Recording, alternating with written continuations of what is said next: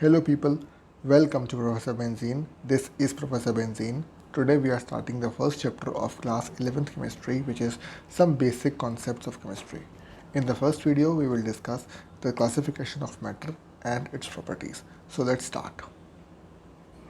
First question comes, what is matter? So, as we all know, anything that occupies space and has some mass is termed as matter. कोई भी चीज़ जिसका थोड़ा सा मास हो और थोड़ी स्पेस कवर करे उसको बोलते हैं matter. Matter is often confused with material which is matter having specific uses. अक्सर ही हम लोग मैटर को मटेरियल के साथ कंफ्यूज कर देते हैं, यानी कि मैटर और मटेरियल को सेम थिंग मानते हैं, लेकिन एक्चुअली वैसा नहीं होता है. मटेरियल उस स्पेसिफिक मैटर को कहते हैं जिसका कुछ यूज़ होता है.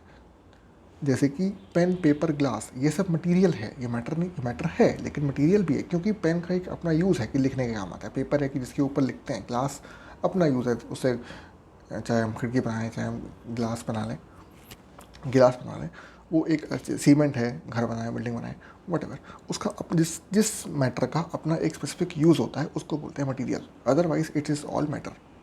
All materials are matter but not all matter are material. हर मटीरियल जो है वो मैटर होता है, लेकिन हर मैटर मटीरियल नहीं होता. इसका मतलब क्या है? जो भी मटीरियल है अपना उसका स्पेसिफिक यूज़ है, वो मैटर तो है, लेकिन जितना भी जो मैटर है वो मटेरियल नहीं होता. यानी कि हर मैटर का अपना एक स्पेसिफिक यूज़ नहीं होता. इसका मतलब हर मैटर मटेरियल नहीं होता, लेकिन हर मटेरियल जो है वो मैटर ज़रूर होता है.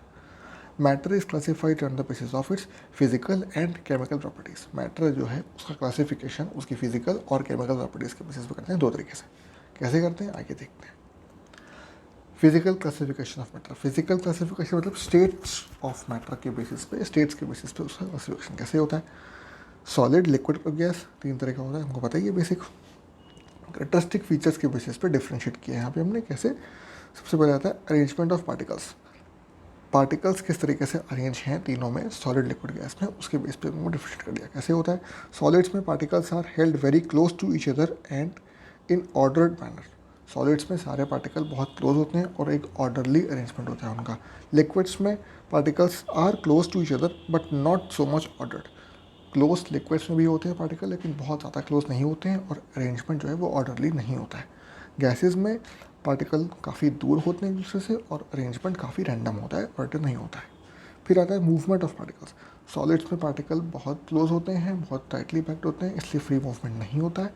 लिक्विड्स में थोड़ा सा फ्री मूवमेंट पॉसिबल होता है और गैसेस में बहुत ज़्यादा रैंडम मूवमेंट होता है, बहुत ज़्यादा फ्री मूवमेंट होता है. Compressibility and hardness. Hard and incompressible due to close pack structure. Solids में क्लोज पैक स्ट्रक्चर होता है, यानी कि बहुत कम स्पेस में बहुत ज़्यादा पार्टिकल होते हैं, इसलिए वो हार्ड होते हैं और कंप्रेसिबल नहीं होते हैं. लिक्विड्स में more compressible due to more empty spaces in structure. Liquid के स्ट्रक्चर में एम्प्टी स्पेस ज़्यादा होते हैं, पार्टिकल्स के बीच स्पेसेस थोड़े अवेलेबल होते हैं, इसलिए कंप्रेसिबिलिटी होती है उसमें. जबकि गैसेस में कंप्रेसिबिलिटी बहुत ज़्यादा होती है क्योंकि स्पेसेस बहुत ज़्यादा फ्री होते हैं between the particles. Volume, shapes, solids have different volume, liquids also have different volume, but gases don't have different volume क्योंकि gases cover all the volume of a container in which they are stored. Shape, solids have a different shape, liquids don't have a different shape, liquids occupy the shape of the container and so do gases. Diffusion, they do not diffuse. Diffusion क्या होता है? एक particles की एक जो solid है या liquid है, एक सब्सटेंस के मैटर के पार्टिकल्स के दूसरे मैटर के पार्टिकल्स में मिक्स हो जाने की, नेचुरली मिक्स हो जाने की टेंडेंसी को बोलते हैं डिफ्यूजन. फ्लो करके दूसरे के पार्टिकल्स में मिक्स हो गए. तो solids do not diffuse, solid diffuse नहीं करते. लिक्विड्स में डिफ्यूजन होता है और गैसेस में बहुत फास्ट डिफ्यूजन होता है. ऐसा क्यों होता है? सॉलिड के पार्टिकल बहुत स्ट्रॉन्ग बाइंड होते हैं, आपस की बॉन्डिंग ब्रेक नहीं होती, तो डिफ्यूज़ कहाँ करेंगे. लिक्विड्स में जो बॉन्डिंग है वो बहुत ज़्यादा स्ट्रॉन्ग नहीं होती, इसलिए डिफ्यूजन होता है. गैसेस के पार्टिकल बहुत ज़्यादा फ्री होते हैं, इसलिए आराम से डिफ्यूज़ कर जाते हैं. सिंपल. अब आता है change in state of matter. State of matter पढ़ लिए, सॉलिड, लिक्विड, गैस. अब इनको चेंज कैसे करते हैं? सॉलिड को लिक्विड में बदलने के लिए हीटिंग करते हैं, प्रोसेस को बोलते हैं मेल्टिंग. लिक्विड को सॉलिड करने के लिए ठंडा करते हैं, प्रोसेस बोलते हैं फ्रीजिंग. लिक्विड को गैस बनाने के लिए हीट करते हैं, बोलते हैं उसको इवेपोरेशन. और गैस को लिक्विड करने के लिए करते हैं कूल, उसको बोलते हैं कंडेंसेशन. सॉलिड को सीधे सीधे गैस बनाने के लिए करते हैं सब्लिमेशन, और गैस को सीधे सीधे सॉलिड बनाने के लिए करते हैं deposition, which is opposite of sublimation. Chemical classification of matter. Chemical properties के बेसिस पे मैटर का क्लासिफिकेशन कैसे होता है? सबसे पहले matter which is anything has mass and occupy space. Then it's of two types, which is pure substance and mixture. Pure substance क्या होता है? Have fixed composition. एक ऐसा सब्सटेंस जिसका कंपोजिशन फिक्स है, यानी कि उसमें पार्टिकल्स एक ही तरह के होंगे और फिक्स होंगे, उतने ही होंगे, that is called a pure substance. Mixture क्या होता है? Have variable composition.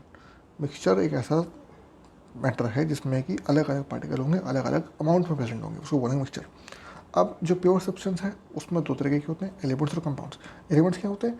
Contain only one kind of particle that can be atom और मॉलिक्यूल. एलिमेंट्स क्या होते हैं? एक ऐसा सब्सटेंस, ऐसा मैटर जिसमें एक ही तरह का जो बेसिक एलिमेंट है वो प्रेजेंट है. बेसिक उसका जो स्ट्रक्चर है, यानी कि एलिमेंटल फॉर्म उसका एक ही आइटम है, जैसे कि एटम और मॉलिक्यूल एक ही तरह के एटम से मिलकर के बनता है एलिमेंट, जैसे कि ऑक्सीजन. फिर आए कंपाउंड्स. कंपाउंड्स क्या होते हैं? Contain more than one type of particles but in fixed ratio. Compounds क्या होते हैं? ऐसे सब्सटेंसेस जिसमें more than one type of atoms और molecules are present but in fixed ratio. एक फिक्स रेशियो में प्रेजेंट होंगे अलग अलग. जैसे कि फॉर एग्जांपल हम कह सकते हैं कि CO2 इज अ कंपाउंड, क्योंकि उसमें C का एक मॉलिक्यूल और O के दो मॉलिक्यूल्स प्रेजेंट है, तो CO2 फिक्स रेशियो हो गया, दैट इज अ कंपाउंड. अब मिक्सचर में कैसे करते हैं? होमोजीनियस और हेट्रोजीनियस पढ़ते हैं. होमोजीनियस कौन से होते हैं? Uniform composition through out, example salt solution, sugar solution etcetera. Heterogeneous कौन से होते हैं? Non uniform composition, example colloids and alloys. ये हम पढ़ चुके हैं बचपन में भी. अब एलिमेंट्स का classification further, metals, non metals और मेटलॉइड्स. ठीक. और कंपाउंड में क्या होते हैं? Organic compounds and inorganic compounds. Organic कौन से होते हैं? जिनका ओरिजिन मिनरल से होता है. और ऑर्गेनिक कौन से होते हैं? एनिमल और प्लांट से मिलते हैं. ये भी हम पढ़ चुके हैं थोड़ा बहुत 10 तक. ठीक. आगे बढ़ते हैं. Properties of matter. मैटर की प्रॉपर्टीज़ जो हैं ये भी दो तरीके से होती हैं. Physical properties are those properties which can be measured और observed without changing the identity और the composition of the substance, example colour, odour, melting point, boiling point, density etcetera.